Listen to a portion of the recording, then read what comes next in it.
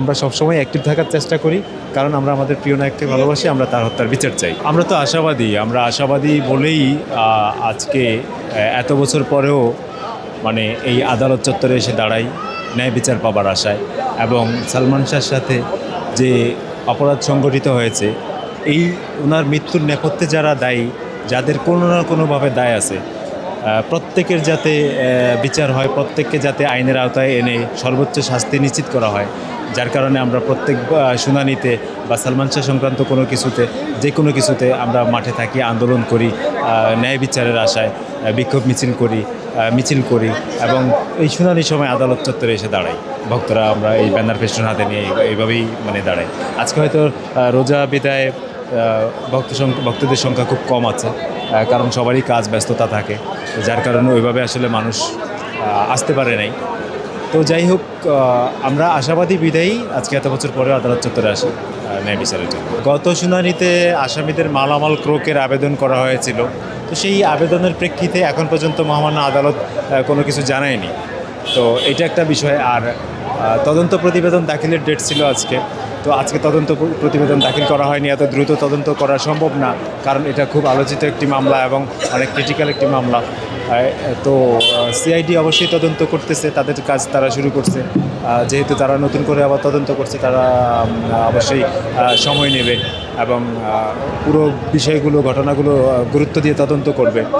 দেখেন, 20 অক্টোবর যখন এই মামলার রায় দেওয়া হলো এবং অপমৃত্যু মামলা থেকে হত্যা মামলা হিসেবে নেওয়ার জন্য নির্দেশ দেওয়া হলো রমনা থানাকে, এবং তদন্ত প্রতিবেদন দাখিল করার জন্য নির্দেশ দেওয়া হলো, তারপর কিন্তু একটা তোড়জোড় ছিল আসামিদের গ্রেপ্তার, এবং পরবর্তীতে গ্রেপ্তার করা হয়নি, কিন্তু তাদের মানে তারা যাতে দেশ থেকে বেরিয়ে যেতে না পারে, তারা যাতে দেশ থেকে বেরিয়ে যেতে না পারে, সেই রকম একটা নিষেধাজ্ঞা মহামান্য আদালতের মাধ্যমে দেওয়া হয়েছিল।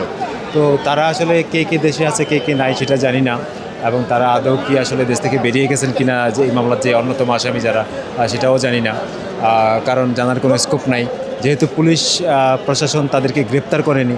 এবং পরবর্তীতে দেখা গেল যে রমনা থানার তদন্ত করার দায়িত্ব ছিল, তারা তদন্তবার ছেড়ে দিয়েছেন এবং সেটা অটোমেটিক সিআইডির কাছে চলে এসেছে। এখন এই মামলা তদন্ত করতেছে সিআইডি।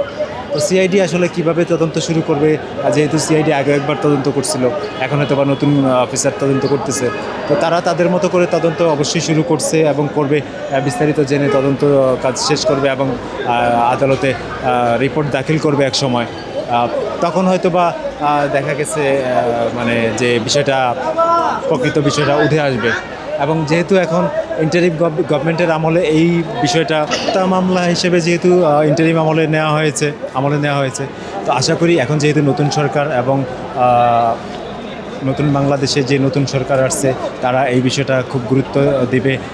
এই এখন যে স্বরাষ্ট্রমন্ত্রী আছেন বা প্রধানমন্ত্রী বা আইনমন্ত্রী আছেন, তাদের দৃষ্টি আকর্ষণ করে এই ব্যানারে আমার যে যেটা আকর্ষণ করার জন্য যা লেখা, সেটা আমি ব্যানারে লিখে দিয়েছি। ভক্তরা তাকে ভালোবাসে, ভক্তরা তার হত্যার বিচার চায় এবং তাকে ভালোবাসে বিদায়ী তারা আজকে মৃত্যুর এত বছর পরেও আদালত চত্বরে এসে দাঁড়ায় বা আন্দোলন করে রাস্তায়। আর সহকর্মীদের বিষয়টা হচ্ছে, সালমান শাহ একসময় ইন্ডাস্ট্রি খুব সক্রিয় ছিলেন, কাজ করছেন, অনেক বন্ধুবান্ধব সহকর্মী ছিলেন, কিন্তু ফিল্ম ইন্ডাস্ট্রির মতো স্বার্থপর জায়গা দুনিয়াতে আর কোথাও নাই। ওইখানে যে যখন যার জোয়ার, তখন তার পিছনে সবাই থাকে।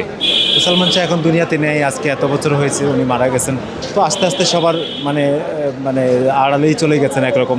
হয়তো মানুষ সেপ্টেম্বর আসলে মনে করে, স্মরণ করে, বা বিভিন্ন আড্ডায় বিভিন্ন জায়গায় তাকে নিয়ে আলোচনা হয়, কিন্তু হত্যার বিচার চাইতে আসলে সহকর্মীদেরকে ওইভাবে কখনো সক্রিয় হতে দেখা যায়নি। আর পরিবারের বিষয়টা, সালমান শাহর মৃত্যুর পরবর্তীতে তারা লন্ডনে স্থায়ী হয়ে গেছেন। সালমান শাহর মা এবং ছোটো ভাই তারা লন্ডনে বসবাস করেন। ওনার মা বয়স্ক হয়ে গেছেন, নানান রোগে আক্রান্ত, একবার দুর্ঘটনার শিকারও হয়েছিলেন।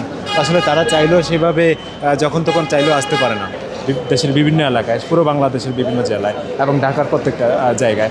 আমরা আমাদের অন্যান্য ভক্ত যারা আছে, তারা এই পোস্টারগুলো, এইটা এবং আরেকটা পোস্টার আছে ওই ব্যানারের যেই ছবিটা, ওই পোস্টারটা আমরা বিভিন্ন জেলায় এবং ঢাকার বিভিন্ন জায়গায় লাগিয়েছিলাম ন্যায় বিচার পাবার আশায়। তো এই হচ্ছে আর কি আমাদের ভক্তদের কার্যক্রম। আমরা সবসময় অ্যাক্টিভ থাকার চেষ্টা করি, কারণ আমরা আমাদের প্রিয় নায়ককে ভালোবাসি, আমরা তার হত্যার বিচার চাই।